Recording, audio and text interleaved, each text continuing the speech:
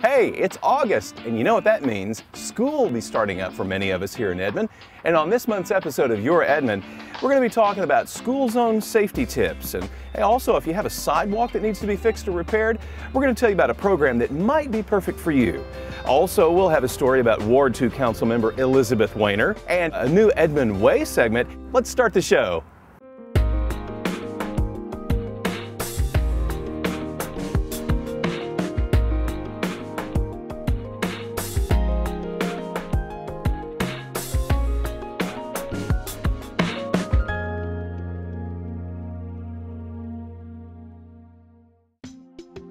Welcome to this month's episode of Your Edmond. I'm your show host, Eric Smith.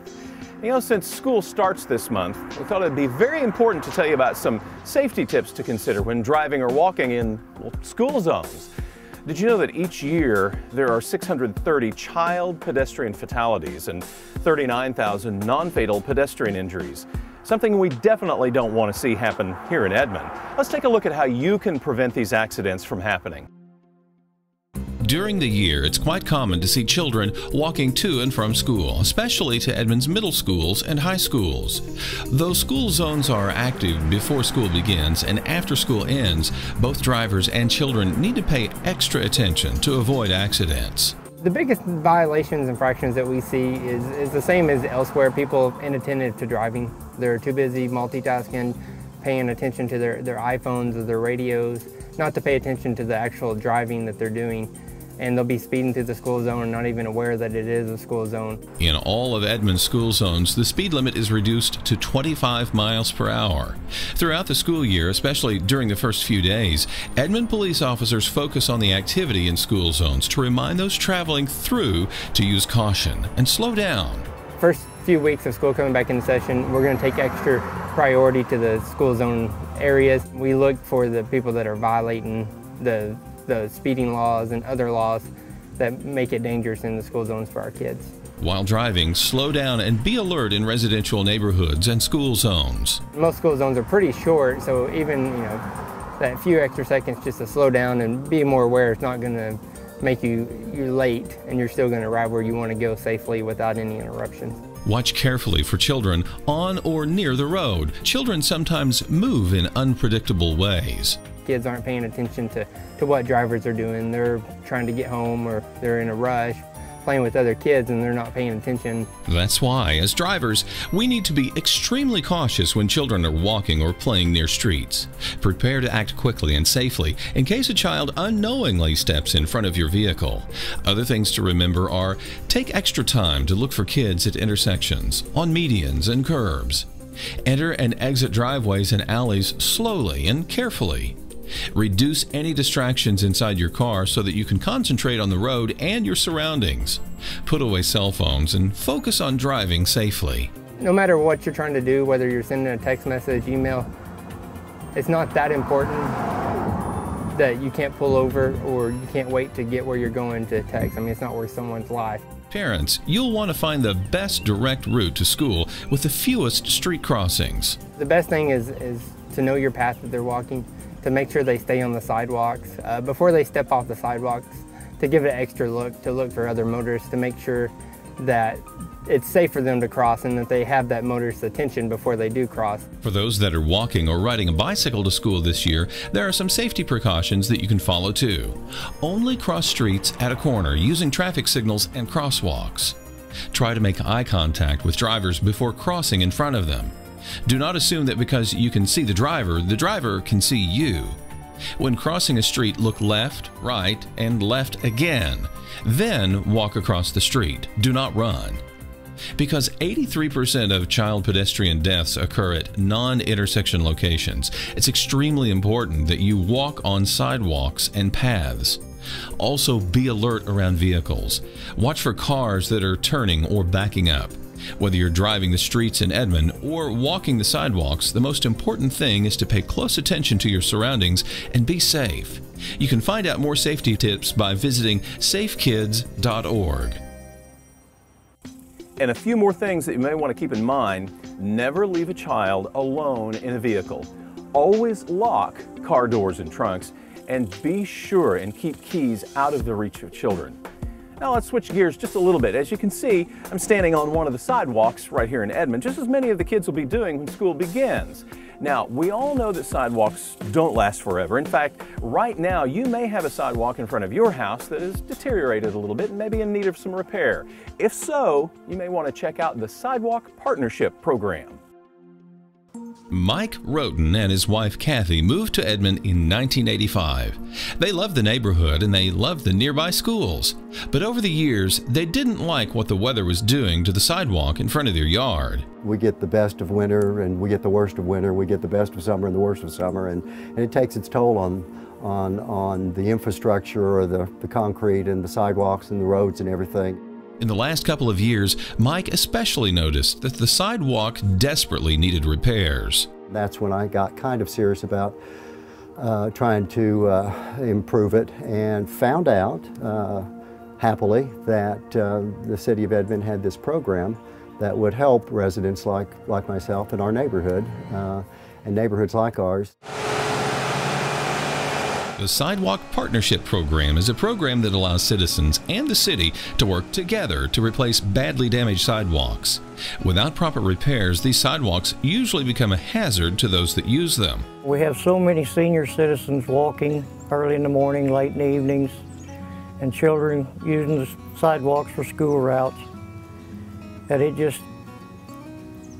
the sidewalk replacement would be so much better than somebody falling. We have lots of kids in this neighborhood. We have lots of walkers and runners, and you know, it was somewhat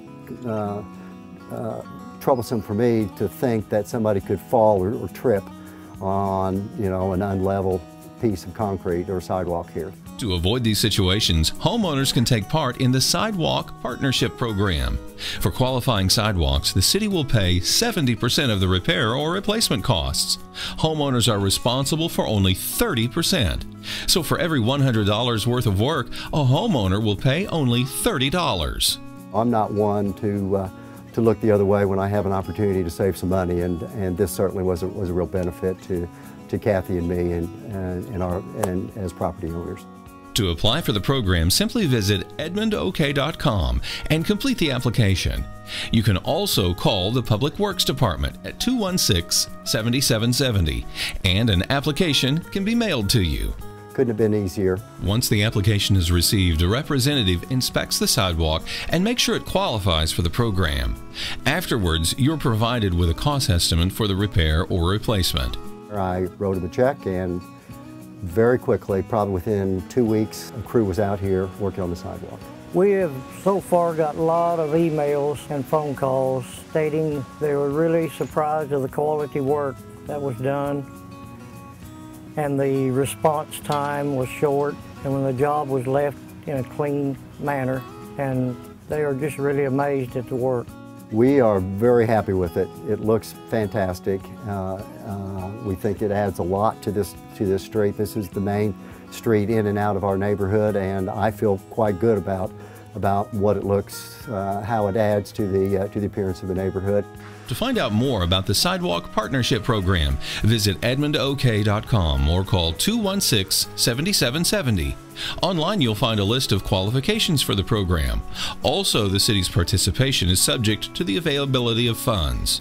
So if you have a sidewalk that's become hazardous, perhaps the Sidewalk Partnership Program is the fix you've been looking for. The neighborhood benefits, the community benefits, all of us trying to be proactive and trying to keep our properties in good condition and repair is important, and that's a real benefit. And if the city is willing to help us out, that helps us even that much more. Coming up on Your Edmond, we'll introduce you to Ward 2 Council member Elizabeth Waner. We'll also tell you about the police department's specialized dive team on a new Edmond Way segment.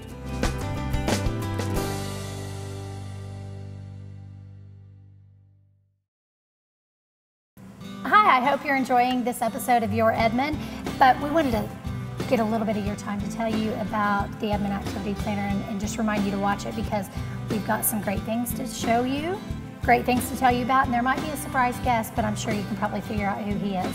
So join us here on Edmond Life TV. And you might be interested to know how long I can float in this. Shop Edmond. Love your community by shopping Edmond first. Every time you shop here, your sales tax goes to things like parks, public safety, and street maintenance, which helps maintain the wonderful quality of life here in Edmond. Because the sales tax is less than most surrounding areas, shopping in Edmond means you save money. And with a great variety of stores and businesses in Edmond, you're sure to find what you're looking for. Shop smart, shop safe, shop close, shop Edmond.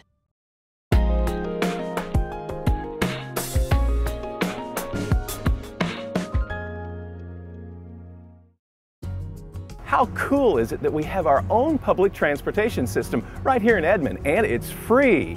For those environmentally friendly students in Edmond, CityLink has been a convenient and it's even a green way to link you to school. The buses have routes that pass by a lot of the popular sections in Edmond, including all 3 high schools. There's even a bus that passes by the city offices in downtown Edmond in case you'd like to stop by and say hi to us, the same area where city council meetings are held each month. And speaking of City Council, Elizabeth Waner has been a council member representing Ward 2 ever since 2007, but before then, she was heavily involved with being a civil servant here in Edmond. Here's a look at Elizabeth Waner and why Edmond is such a special place for her and her husband. Ward 2 council member Elizabeth Waner has a hard time sitting still. Even at home, she's often busy tending the garden in her backyard. It always gives me something to do, and I find it very refreshing and recentering to be out there and away from everything else. No television, no telephones, no iPads, none of that. So I really enjoy that. My husband calls me, I'm not a human being, I'm a human doing. I always have to be doing, it would seem to him. She lives really to do. Her definition of living is doing. She thinks about things, and then once she has come to a conclusion or a decision, she feels that what is left is to do, is to get out there and begin working at it. Which makes Elizabeth a great asset to the City Council. Elizabeth is originally from Delaware. She attended the University of Wyoming, receiving a degree in biology. While living in Boston, she met and married her husband, Joe.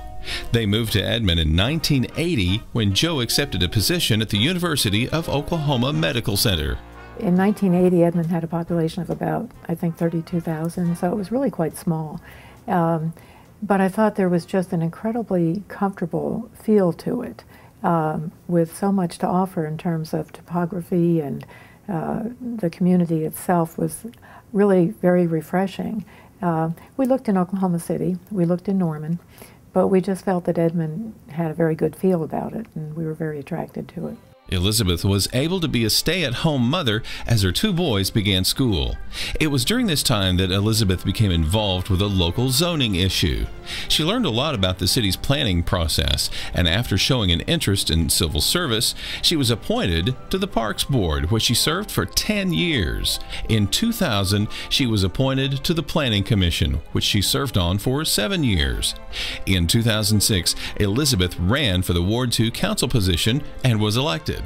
Along with her civic duties, Elizabeth had also worked for Edmond Public Schools and for many years at UCO, first in the Student Affairs Office, then on the UCO Foundation. It's been a very positive effect because it has given her an opportunity to live an interest that is very important to her. As a family, it's been very important to us, especially to our children. Our sons are adult now, and they look at their mother very admiringly. By 2009, her sons had graduated college and were both living in Washington, D.C. One son was even married and had a child. After 5 months of doing everything I wanted to do, could do, or should do, I went to Joe and I said, you know, I'm a wife, a mother, a grandmother, an employee, and a civil servant, and something has to give. And he looked at me and said, I hope it's not me. Elizabeth chose to retire from UCO. Today, she has more time to see family, travel, and devote to her city responsibilities, which is more than just attending city council meetings. She is involved well beyond the city council meetings. And I suspect that that is something that most citizens don't realize, whether it's Elizabeth or all of the city council members, how much work there is that is not seen in talking to constituents in looking at what other communities do, in looking at statistics for towns the size of Edmond, and then trying to see how all of this applies to Edmond. So the city council meetings and the articles in the newspaper are the very, very tip of the iceberg. My favorite part about being an Edmond City Council member is really working with the residents and the staff to keep Edmond the kind of community that attracted me, to make it a home for everybody as it has been a home for us for all these years, and give them that opportunity to have the experience of really fulfilling quality lifestyle. Besides serving on the City Council, Elizabeth is also part of the Public Works Committee and a member of the Visual Arts Commission. She's often impressed by the dedication of the residents who lead busy lives and still find time to serve on the committees. We have 30 boards and commissions that are all staffed by volunteers, and I think that's really remarkable. They're a great service to the council. I think they do a level of work and a depth of work that is of great value to us, and it shows that they're really interested in their community. 2011 marked the 40-year wedding anniversary of Joe and Elizabeth. In celebration, they took a few trips, one to Spain, another to Italy. They both enjoy skiing and fly fishing. Joe and I like to collect art. It's one of our pastimes, and it's a great pastime because no matter where you go, you can always find something to look at. Elizabeth also spends some of her extra time catching up on the family photo albums. It's been a labor of love, and I enjoy it. I suppose I could go to digital albums, but to this day when the kids come home, invariably they're into the albums and they're saying, when did we do this? Or who was that? Or where were we when? And I think that they serve a real role for a family. So I'm going to continue with my albums and hopefully get them caught up. Looking through the albums and the memories always reminds her of why she and Joe chose Edmond as the place to raise their boys so many years ago. We have great schools. We have great parks and green spaces that our residents can take advantage of and even just enjoy. I think it's nice, and it's an incredible luxury to be able to promote such a community. And as she serves on the City Council, it's apparent that Elizabeth and her husband still care deeply about the city they call home. I still think that one of the things that attracts people to Edmond is what attracted us to Edmond when we first came here. I think when you drive into Edmond, you have a feeling that this is a city different, if you will. Her being on the City Council has been a tremendous thing for her, and it's been really a tremendous thing for our family as well. You know, we're very proud of her. We think she does an extraordinarily good job, and we're just delighted that it's worked out this way. Here are a few young ladies shopping for school clothes in a local business here in Edmond. You know, the city of Edmond really appreciates shoppers like this because it relies so much on sales tax dollars. By shopping locally, your sales tax dollars support our community and also help pay for things like parks, street maintenance, even the fire and police departments. You know, Edmond is one of the safest communities in the nation as well, and a lot of that has to do with the tremendous work of Edmond's police department. Here's a closer look at one of their specialized units, the Edmond Dive Team. In August of 2010, city employee Brian Bouchard was on his way to turn the power on to a unit in an Edmond apartment complex. As he entered the complex, he drove past a large retention pond on his passenger side. A glimmer of something shiny caught his attention. I looked over to my right, and in the water I saw a metal object in a square, and I wonder what that is, so I stopped, and then it dawned on me it looked like the roof of a car. So I called the police department, and I said, I think I see a car in this water, and could you send an officer out to check? Moments later, Officer Sean Bryant entered the complex and checked. He quickly determined that there was indeed a car submerged in the water. Dried moss on the roof of the car indicated that it had been there for quite some time. The next step Officer Bryant took was to call Edmond's specialized dive team to recover the vehicle. Anything that's underwater that's not supposed to be there, we'll bring it up. But primarily, we search for evidence. We've recovered evidence from burglaries that were thrown in the lake, weapons that have been thrown in the lake, and stolen cars that have been driven in the lake to dispose of. On the hot August afternoon, the water level of the pond had dropped enough to reveal the submerged car. Members of the dive team quickly responded and were able to enter the pond, hook up the car, and tow it out without incident.